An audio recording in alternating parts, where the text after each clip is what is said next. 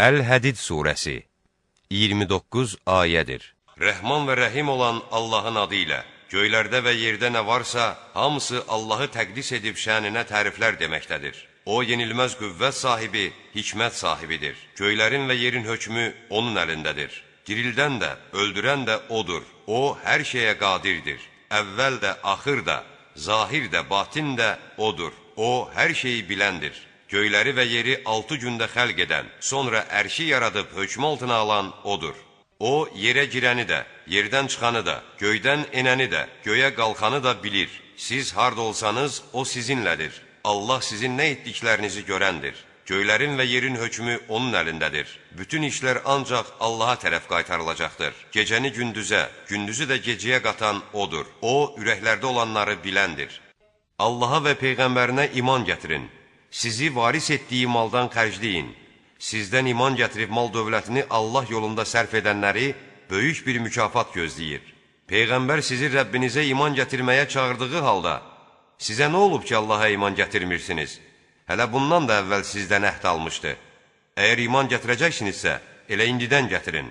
Sizi zülmətlərdən nura çıxartmaq üçün öz bəndəsinə açıq-aşkar ayələr nazil edən odur. Allah sizə şəfqətlidir, mərhəmətlidir. Sizə nə olub ki, Allah yolunda xərcləmirsiniz? Halbuki göylərin və yerin mirası ancaq Allahındır.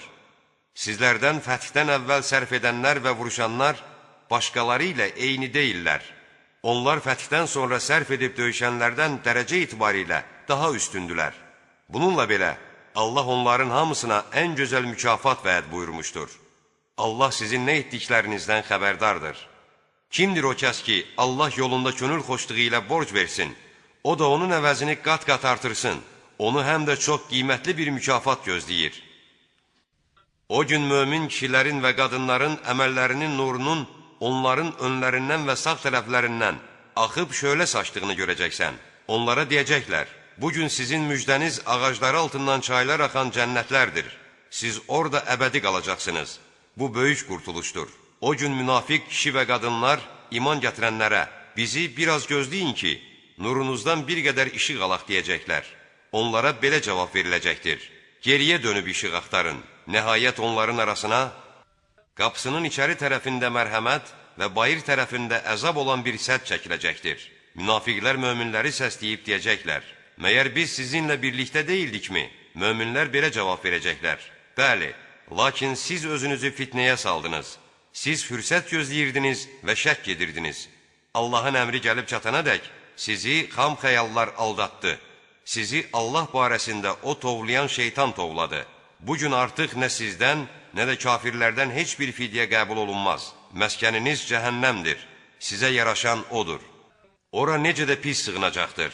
İman gətirənlərin qəlblərinin Allahın zikri və haqdan nazil olan Qur'an üçün yumşalması vaxtı gəlib çatmadı mı? Onlar özlərindən əvvəl kitab verilən kimsələr kimi olmasınlar. Onların üzərindən uzun bir müddət keçmiş və qəlbləri sərtləşmişdir. Onların çoxu fasiqlərdir. Bilin ki, Allah torpağa öldükdən sonra təzədən can verir.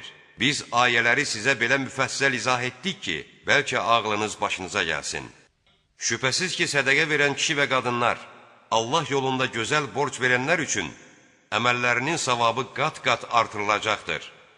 Onları həm də çox qiymətli bir mükafat gözləyir.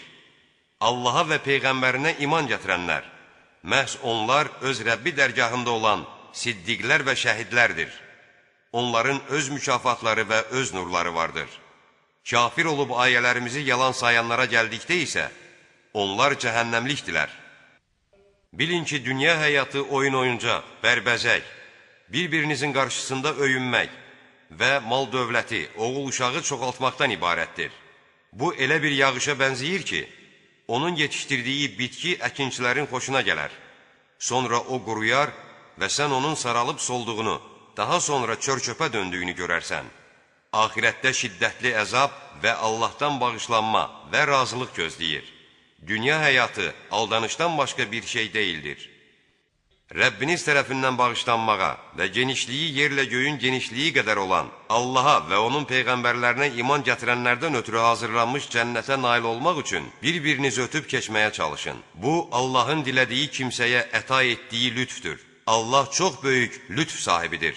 Yer üzündə baş verən və sizin öz başınıza gələn elə bir müsibət yoxdur ki, biz onu yaratmamışdan əvvəl o bir kitabda yazılmamış olsun. Bu, Allah üçün çox asandır.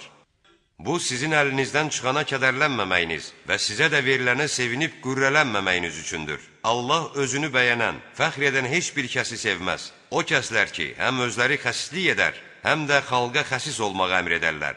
Kim üz döndərsə, ancaq özünə zərər edər. Həqiqətən Allah ehtiyacsızdır, şükrə layiqdir. And olsun ki, biz peyğəmbərlərimizi açıq-aşkar dəlillərlə göndərdik. Biz onlara birlikdə kitab və ədalət tərəzisi nazil etdik ki, insanlar ədalətlə rəftar etsinlər. Biz həddindən artıq möhkəm olan və insanlara fayda verən dəmiri də nazil etdik ki, Allah özünü görmədən ona və peyğəmbərlərinə kömək göstərənləri bəlli etsin. Həqiqətən Allah yenilməz qüvvət sahibi, qüdrət sahibidir. And olsun ki, biz Nuhu və İbrahimi göndərdik. Peyğəmbərliyi və kitabı onların nəslinə verdik. Onlardan doğru yolda olan da vardır. Çoxu isə yoldan çıxmış fasiqlərdir. Sonra onların ardınca peyğəmbərlərimizi yolladıq. Məryəm oğlu İsanı göndərib ona İncil verdik. Onun ardınca gedənlərin qəlblərində bir-birinə şəfqət, mərhəmət oyatdıq. Onlar özlərindən rahiblik icad etdilər. Biz rahibliyi onlara vacib buyurmamışdıq. Onlar bunu Allah rizasını qazanmaq üçün etdilər. Lakin ona layiqincə əməl etmədilər. Biz onlardan iman gətirənlərin mükafatlarını verdik. Onların çoxu isə fasiqlərdir. Ey iman gətirənlər! Allahdan qorxun və onun peyğəmbərinə iman gətirin ki, Allah sizə öz mərhəmətindən 2 pay versin. Sizə getməyiniz üçün nur bəxş etsin və sizi bağışlasın. Allah bağışlayandır, rəhm edəndir. Kitab əhli bilsin ki, onlar Allahın lütfüne heç bir vəclə mane ola bilməzlər. Şübhəsiz ki, lütf Allahın əlindədir. Onu istədiyinə bəxş edər. Allah çox böyük lütf sahibidir.